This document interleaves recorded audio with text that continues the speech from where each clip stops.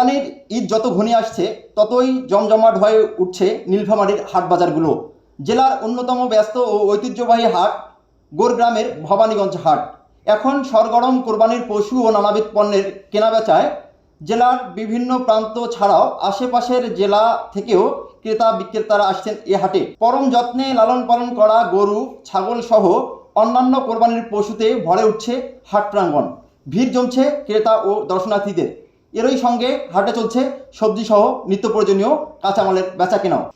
সরজমিনে দেখা গেছে সরকার নির্ধারিত টোল হার অনুসারে গরু প্রতি 500 টাকা, ছাগল 160 টাকা, হাঁস মুরগি 10 টাকা এবং পেঁয়াজ, আদা, রসুন মণ প্রতি 10 টাকা হারে আদায় করা হচ্ছে। পুরো হাট জুড়ে টোল আদায়ের বিষয়ে সচেতন করতে মাইকিং করা হচ্ছে। নির্ধারিত মূল্য ব্যতীত অতিরিক্ত টাকা না দিতে ক্রেতা বিক্রেতাদের সতর্ক করা হচ্ছে। স্থানীয় প্রশাসনের তত্ত্বাবধানে নিরাপত্তা ব্যবস্থাও জোরদার করা হয়েছে। জাল টাকা শনাক্তে স্থাপন করা হয়েছে বুথ ও মেশিন এবং নিয়মিত মনিটরিংয়ের জন্য মোতায়েন রয়েছে সংশ্লিষ্ট কর্মকর্তারা। হাটে আসা বিক্রেতা কবিনুর রহমান জানান, গত কয়েক বছরের তুলনায় এবার হাটের পরিবেশ ভালো, ব্যবস্থাপনাও উন্নত।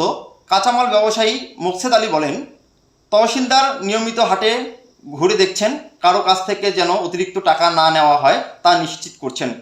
গরু ক্রেতা মফিজুর রহমান বলেন, আগে কখনো টোল খাজনার চার্ট চোখে পড়েনি, এবার হাটে বিভিন্ন জায়গায় চার্ট টাঙানো রয়েছে।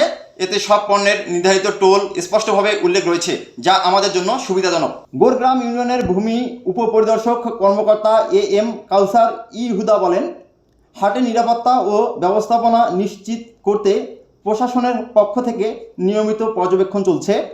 কেউ যেন অতিরিক্ত টোল আদায় করতে না পারে সে বিষয়ে কঠোর নজরদারি রয়েছে।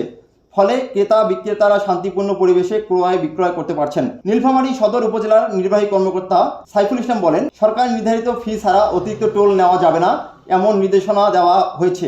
কোনো ব্যত্যয় হলে তাৎক্ষণিক ব্যবস্থা নেওয়া হচ্ছে। হাট ব্যবস্থাপনায় স্বচ্ছতা নিশ্চিত করতে জাল নোট শনাক্তকারী যন্ত্রসহ সব প্রস্তুতি নেওয়া হয়েছে। আগামী অর্থ